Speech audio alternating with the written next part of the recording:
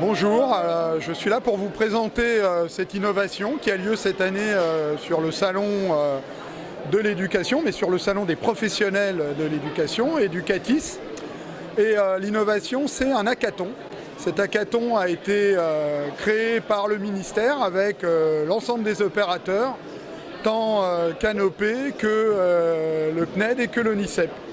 L'objectif de cet hackathon, c'est tout simplement de faire produire des ressources ou des services qui soient en relation avec la réforme des collèges. Alors, on a essayé de s'y prendre d'une façon originale.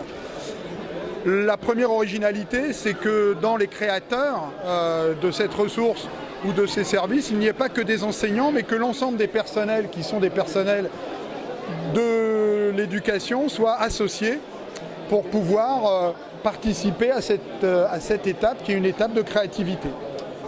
Gaëlle Chancossé, je travaille à la délégation académique au numérique éducatif de l'Académie de Dijon. Marie-Cécile Michalet, professeure documentaliste en établissement scolaire en Seine-Saint-Denis et également chargée de mission à la DAN de l'Académie de Créteil. Didier Perceveau, donc membre de la délégation académique de Versailles. Viviane Senner, donc DAN, Académie de Nancy.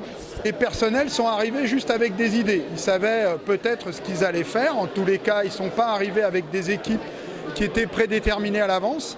Et la première phase de cet hackathon, ça a été de les faire réfléchir sur les thèmes qu'ils souhaitaient aborder. Ensuite, les équipes se sont constituées et l'idée, c'était d'avoir d'abord une aventure humaine, c'est-à-dire qu'en 3 jours, on arrive à la fois à décliner les concepts, à réaliser une maquette et à présenter l'idée et le concept par l'équipe ou à le faire présenter dans un format qui soit très accessible au niveau pédagogique et au niveau derrière de la récupération qui pourra être faite pour réaliser des prototypes. Les projets, chaque production de chaque équipe, puisqu'il y a 15 équipes qui sont présentes, est réalisé en mode agile et pour rythmer l'ensemble des 3 journées, nous avons fait appel à une association qui en même temps est associée à une start-up qui s'appelle Make Sense et qui travaille sur tout ce qui est production sociale. Je tiens à le souligner parce que ça a été un petit peu aussi les opérationnels et qui nous aident à la réalisation de cette manifestation. Et grâce à leur dynamisme, eh bien, nul doute que vendredi, nous aurons des présentations de qualité.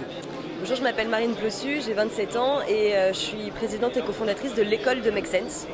Ça fait 4 ans maintenant qu'on a entraîné 6000 alumni à trouver des solutions innovantes à des problèmes sociaux et environnementaux en France et à l'étranger.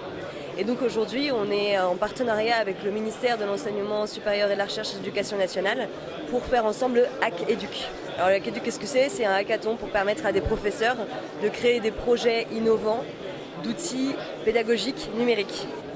En amont, on a préparé tout cet événement et toute cette manifestation, notamment avec des outils pédagogiques comme le manuel du hackathon. Et aujourd'hui, on anime. Donc on a accompagné les différents groupes à créer leurs solutions et là pour le moment ils sont avec des experts et des mentors qu'on a réunis pour leur permettre de challenger leurs premières solutions. Ce qui se passe derrière nous actuellement, nous sommes au 2e jour du hackathon. Les équipes hier se sont constituées sur la base de projets, d'idées qui ont été émises par les participants. Les équipes se sont constituées sur la base d'affinités, c'est-à-dire que c'est les personnes qui ont choisi de travailler sur ce projet. Hier, au sein de l'équipe, ils ont eu l'occasion de challenger un petit peu le projet, l'idée de départ, de façon à la faire avancer. Elle a déjà beaucoup évolué et ce matin, ce sont des coachs donc, extérieurs qui ont une expertise professionnelle reconnue dans le développement ou dans la création de ressources numériques, des enseignants, mais pas que, aussi des designers, des ingénieurs pédagogiques, des développeurs de l'éducation nationale, mais également de la société civile, qui viennent porter un regard neuf sur l'idée qui a été émise hier et qui vont essayer de la faire avancer en termes d'ergonomie, en termes de faisabilité, essayer de dépasser un petit peu le simple stade de l'idée, la bonne idée qu'on peut avoir un petit peu dans son coin et en faire quelque chose qui soit un petit peu plus abouti. Donc la volonté de les faire réfléchir et de travailler la créativité, le fait qu'il y ait de la collaboration, le fait qu'on soit dans une démarche de projet, donc avec une to-do list à respecter. Et puis enfin, le fait qu'il y aura un scénario et donc on va travailler sur la narration et la créativité à travers cette narration. Donc l'objectif, c'est vraiment d'être dans la logique de création de projet, et donc dans l'objectif aussi des EPI tels qu'ils arrivent dans la réforme du collège. Du coup, on a 4 interfaces différentes. On vous présente directement les interfaces pour vous montrer à peu près ce qu'on voudrait faire.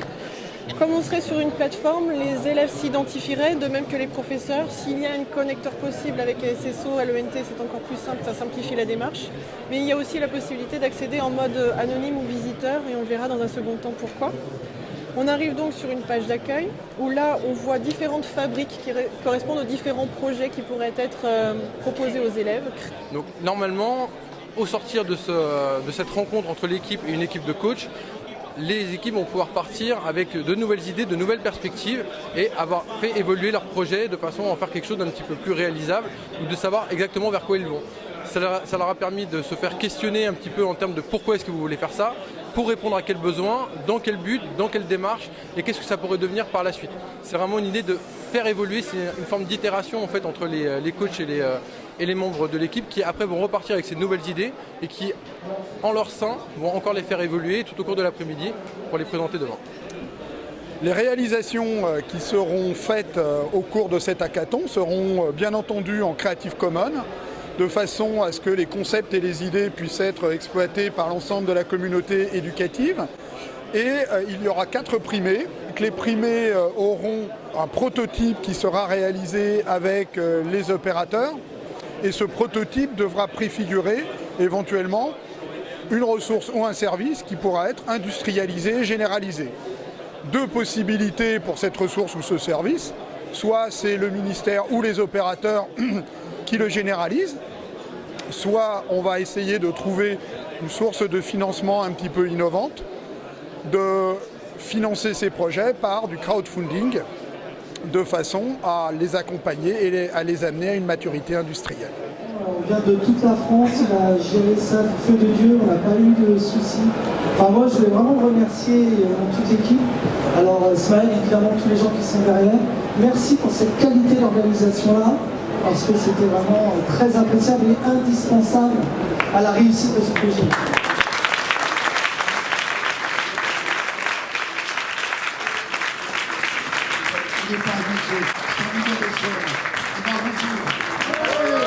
Qu'on se mette à travailler, je veux dire, de manière horizontale et aussi verticale, entre collègues.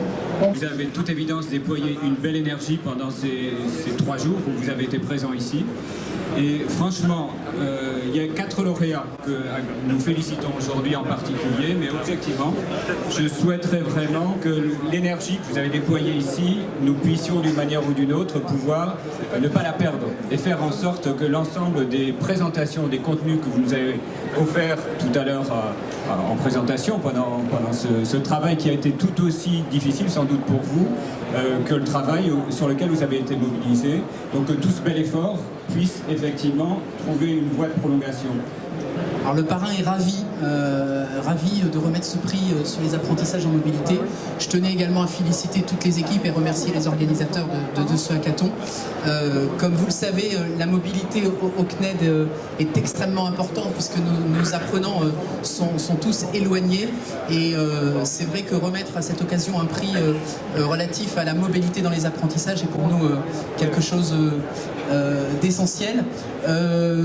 Je vous invite bien évidemment à venir poursuivre cette aventure au CNED.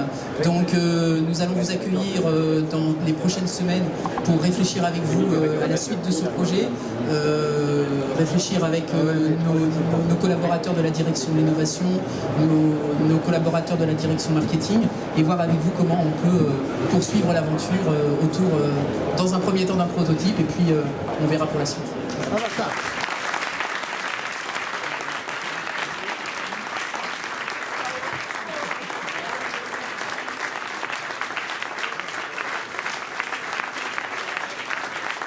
Merci à tous les participants parce que c'est vrai que c'est ce type de moments, c'est des moments collectifs, de co-création, participatif et c'est vrai que je pense qu'aujourd'hui on a besoin aussi de ces moments-là pour repenser notre école et pour refonder notre école à travers des projets totalement innovants.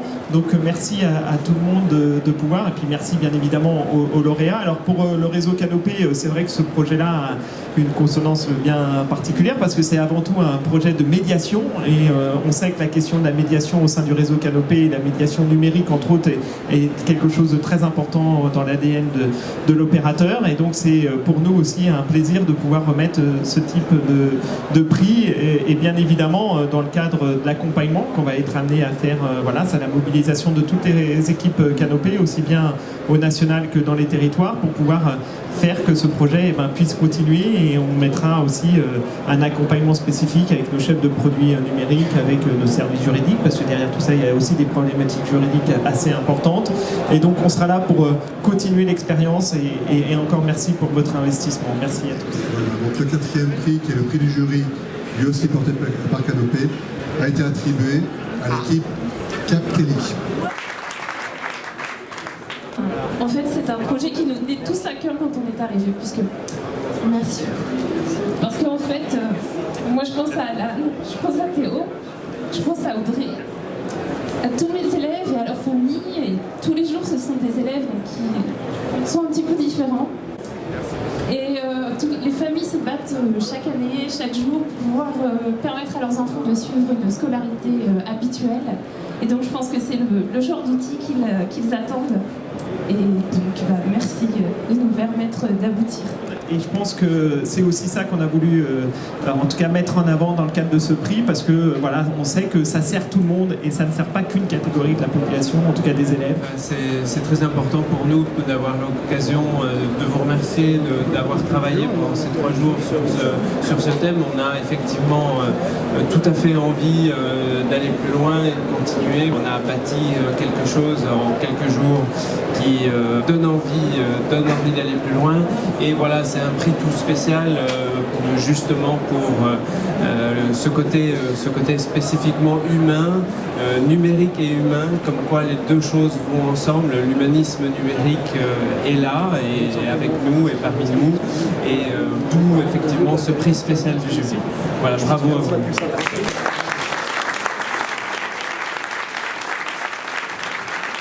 Aujourd'hui, c'est une manifestation qui réunit une 60aine de participants, mais notre ambition, c'est que demain, ça puisse toucher 60 000 professeurs. Comment on va, à partir de cette expérience, on a l'ambition de créer un outil digital pour permettre à des professeurs d'être accompagnés via un outil mobile ou web pour pouvoir reproduire cette expérience avec leurs élèves ou avec leurs collègues. Il y en aura un autre ? Alors certainement, voilà, et on essaye de voir comment est-ce qu'on peut lui donner encore plus une dimension nationale, peut-être avec un moment, une qualification dans chaque académie et puis un rassemblement national, de façon à entraîner toutes les académies dans cette grande aventure, qui est une aventure finalement qui est entre l'ensemble des personnels, la façon de les rassembler, de les faire travailler ensemble sur des méthodes agiles et avec un objectif commun qui est finalement l'élève et la réussite de l'élève. Donc merci à tous, et puis après pour une prochaine aventure, quoi.